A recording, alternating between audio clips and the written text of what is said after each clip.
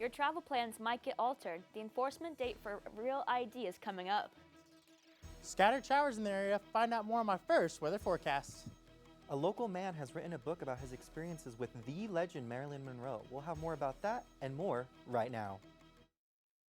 This is News 3 New Mexico, your local source for news, sports, and first weather. Good evening, and welcome to News 3 New Mexico. I'm Corbin Shaner. And I'm Marcos Baltieres. Thank you so much for watching. Early this morning, 2 people fell into an area known as the Devil's Ink Well. At approximately 7:10 a.m., a man and woman both fell into the area near the water. The man was able to climb back up and call for help. A medical helicopter was dispatched to the area and took the woman after she was secured in the basket and backboard and taken out of the well.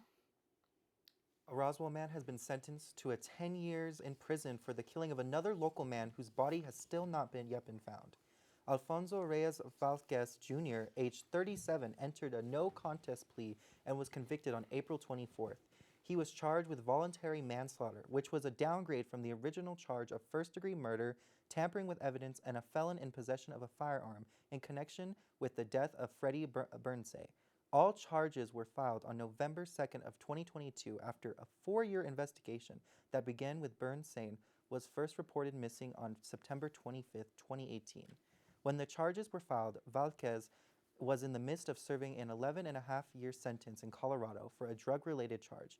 He will return to Colorado to serve the rest of his first sentence and then will come back to New Mexico to begin his 10-year sentence. The Travis County Sheriff's Office has received reports of counterfeit money being used in Roswell. The Sheriff's Office has warned residents to inspect their money.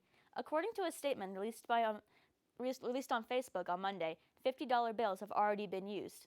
They also let residents know that they can always stop by the Sheriff's Office and see if your money might be a fake.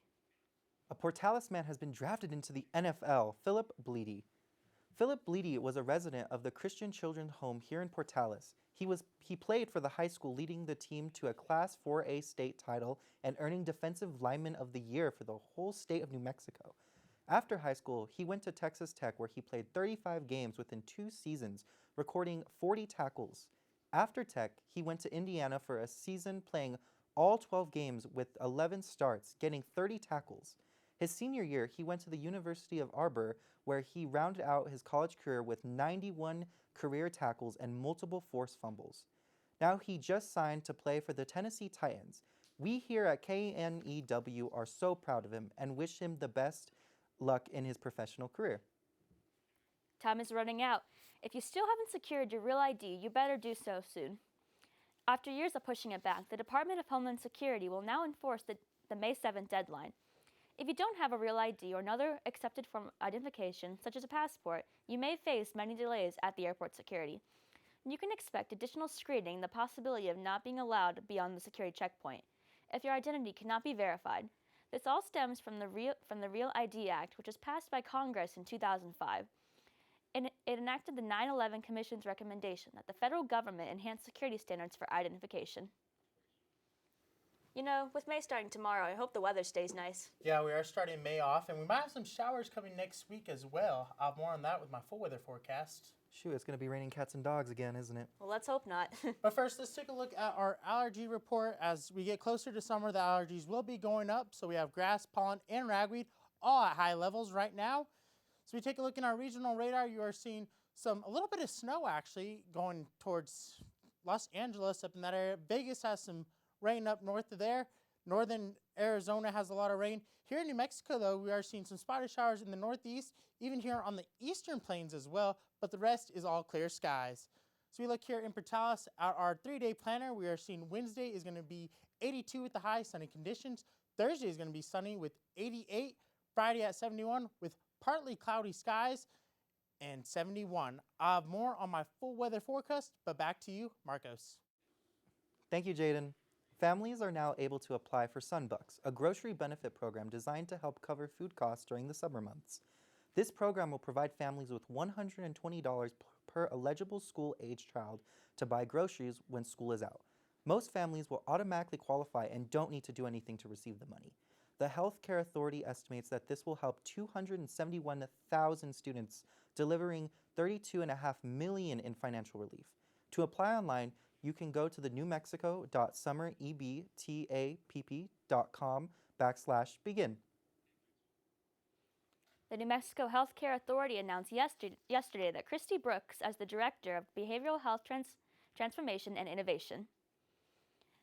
Ms. Brooks is a healthcare executive with more than 2 decades of experience in behavioral health addiction treatment, public health policy, and strategic program development. Most recently, she served as the Regional Director for the U.S. Substance Abuse and Mental Health Services Administration, Region 6, which include New Mexico, Texas, Oklahoma, Arkansas, Louisiana, and 68 federally recognized tribes. She will lead the implementation of the Senate Bill 3, a behavioral health reform law to strengthen New Mexico's commitment to building a comprehensive community-based system of care. Tomorrow, the Eastern New Mexico University System will be hosting its One Eastern Day on the ENMU Roswell campus. The entire university system is inviting all community members from Roswell and surrounding community to join them on Thursday, May 1st from 4 to 9 p.m. The event will feature outdoor activities including food, trucks, inflatables, displays, live music, and even a free concert by Roswell's own Grupo Maldad. The event is an opportunity for the community to connect with the campus, meeting institution representatives, speak with the program leaders, and engage in fun activities. Once again, the event will take place on the ENMU Roswell campus at the Student Services Center and will be going from 4 p.m. to 9 p.m. Coming up after the break, a Portales man has a first-hand experience with Marilyn Monroe. We'll have information on that. May starts tomorrow. What will the weather be like for the first week of May? We'll take a look at that, but first, here's a look at today's financial market.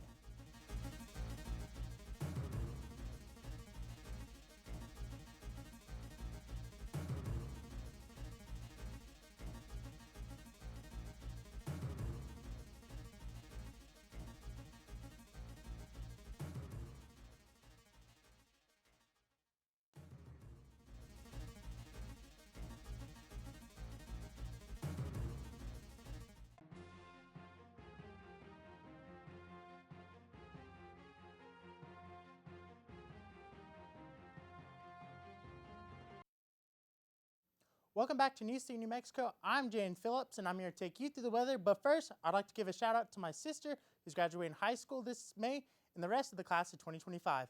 So as that being said, let's take a look at the radar. We are seeing scattered showers throughout most of the west coast, moving into the east coast. We have a big storm brewing north in the Dallas area, moving north towards St. Louis. And then in the northeast, not too much, just scattered showers in the area. But here in New Mexico, you are seeing clear skies in the western side. All the storms are going to be over here in the eastern side, especially up north where you might have some snow. And this is moving in towards the Amarillo area. So we take a look here in the eastern plains, though. You're seeing a little bit of clear skies, cloudiness, spotted showers. So we can take a look at our Roswell live shot right now, see what it's doing. A little bit of cloud cover, not too much, but sunny conditions as far as I can see. So we take a look at our current temperatures, though. We are seeing 70 in Farmington, 73 in Albuquerque, 77 in Socorro. Rio Dosa is going to be at 65. Here on the eastern side of the state, though, we're going to see 73 here in Portales, 71 in Clovis. Lubbock, Texas is going to be at 65. Hobbs at 77. So we take a look tonight here in Portales. We're going to see 46 as the high, mostly clear skies with winds out of the southwest at 5 miles per hour. Speaking of wind, let's take a look at our wind gauge right now. You're going to see that the highest the wind's going to get tonight is at 8 p.m. with 11 mile per hour winds out of the northwest. Moving through the evening, it's going to be calm. And then tomorrow in the morning hours, it's really going to be steady with no wind. So we take a look at tonight's lows, though. We're going to see 40 in Farmington, 53 in Albuquerque, Rio Dosa at 43. Here in the eastern plains, we're going to see 50 in Portales, 47 in Clovis and Tucumcari, 49 up in Amarillo, 55 in Lubbock, Texas. Roswell is going to be at 56. As we take a look tomorrow in Portales, we're going to see 81 as a high, with partly cloudy skies with winds out of the east at 6 miles per hour. So we took a look at tomorrow's highs, though. We are going to see 76 in Albuquerque, 83 down in Cruces, 72 in Rio Dosa. Here in the eastern plains, we're going to have 81 here in Portales, 77 in Clovis. Amarillo, Texas is going to be at 73. Lubbock, Texas at 86. So we take a look at our 7-day forecast for Carlsbad. You're going to see mostly clear skies throughout the week, and then thunderstorms Sunday with the high of 77. Wednesday, though, we're going to have 32% chance of AM showers of a high of 80. And then as we move into Roswell, we're going to focus into next week. Sunday is going to be 50% chance of rain, and then Wednesday at 43% rain. But as we move into Portales, we're going to see Thursday at 81. Sunday is going to be at 70 with windy. And then next week, it's going to be all rain and cloudy skies with high 70s. So rain to start the month of May, I guess, next week, huh? Yep. It's going to be nice to have some moisture, especially for the farmers. Wheat's coming up, and just, harvest time's almost here, too. Yep. Let's hope it's not too humid, though. I know. The humidity will always kills me. So. We'll have more after the break.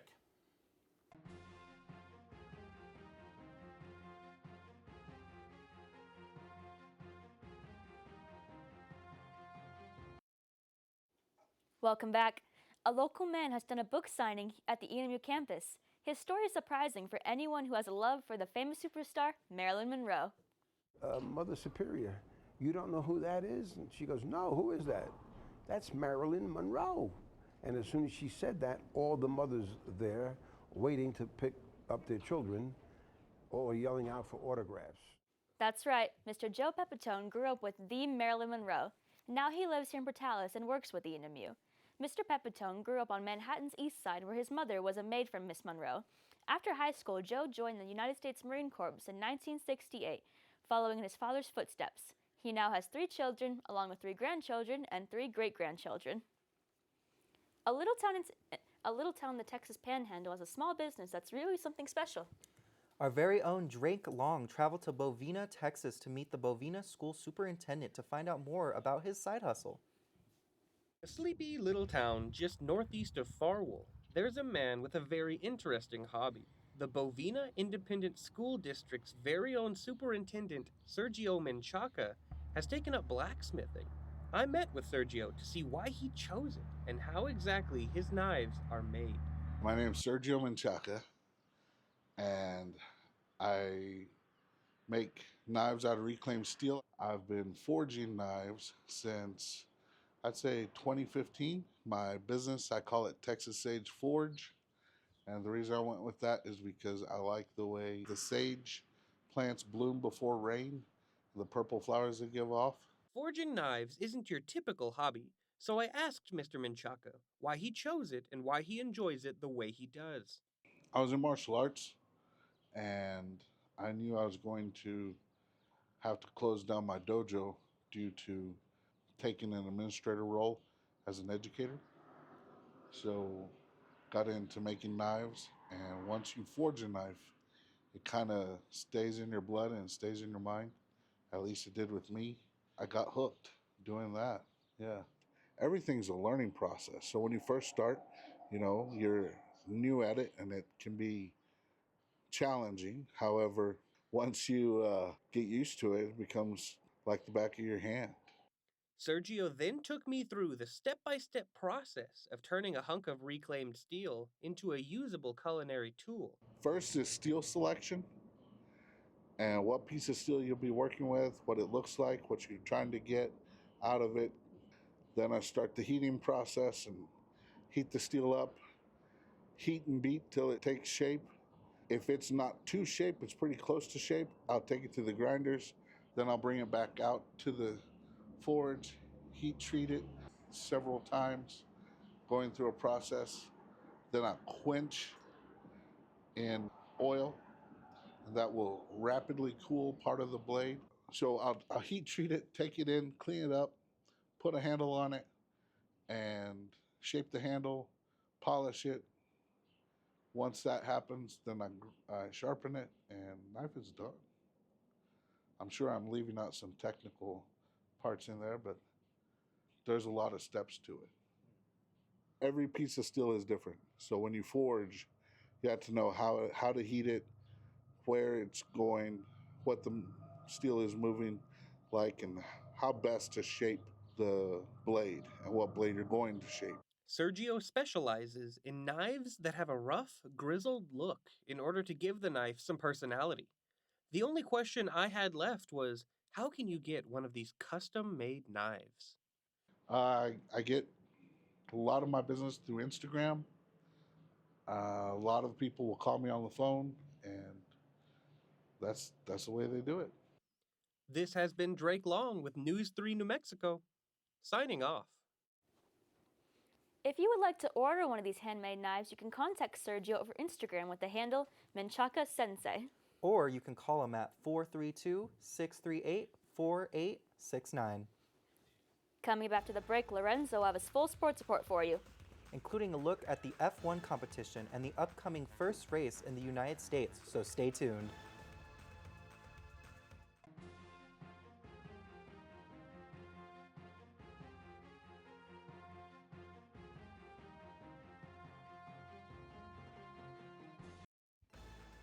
Welcome back, sports fans, to News 3 New Mexico. My name is Lorenzo Solis, and let's take a dive into today's report. Let's knock this week out of the park with our first report. The MLB rankings have been a doozy as the ongoing season continues to rage on. It looks like almost everyone is fighting tooth and nail this season for the top spot. Since last week's report, the rankings have been scrambled, with the teams that had a chokehold on the top spot for the past few weeks been losing their grip on the top spot. In first are the New York Mets. They climbed their way up to the top 5 ranking and have held the number 1 spot for 2 weeks now. The LA Dodgers have taken the number 2 spot from the Padres, and San Francisco Giants climbed that rung to 3rd overall from the 4th spot last week. The San Diego Padres have fallen down to the rankings to 4th, and finally in 5th are the Chicago Cubs. With the scramble to the top being so heated, I'm excited to see who makes their way to the top next week. In the 2025 Lone Star Conference Outdoor Track and Field Championship is arriving this week, between tomorrow, May 1st, and Saturday, May 3rd, in an awesome 3-day finale. The championship will be taking place at Eastern New Mexico University. On the first day, men's track and field will be represented by 23 athletes for 30 total entries, with senior Timothy Frederick participating in 4 events. The women's track and field team will compete with 36 total entries with 22 athletes, with Helena Carbu-Klutzi and Griselle Scarlett both competing with 3 entries. Prior to the weekend, Eastern also saw an athlete recognized as Kennedy Ulmer was named the league's Female Athlete of the Week. She took home 3 victories at the SPC Texan Invite with a best of season 48.91 meter mark in the discus.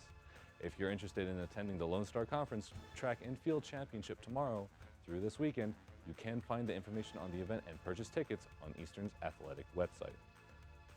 Racing off into our last report, we're talking Formula One, and last week I covered the Saudi Arabian Grand Prix, and top 3 racers were Piastri, Verstappen, and Leclerc, in that order, taking 1st, 2nd, and 3rd place. Keep with this in mind, the Miami Grand Prix is this weekend, and we might see the race be pushed back until conditions improve. Where's Jaden when you need him, huh? Until then, we'll have to see Sunday pan out for these racers as they set their engines for this weekend. That's all the sports I have for you today, but stay tuned. We'll be right back with Corbin and Marcos right after the break.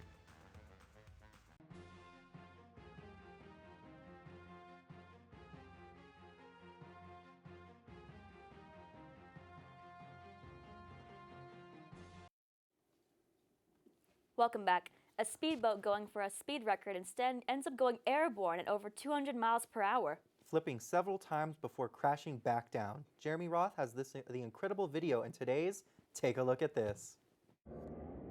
Watch an 8,000 horsepower speedboat go from flying across the water to flying for real during a speed record attempt gone wrong.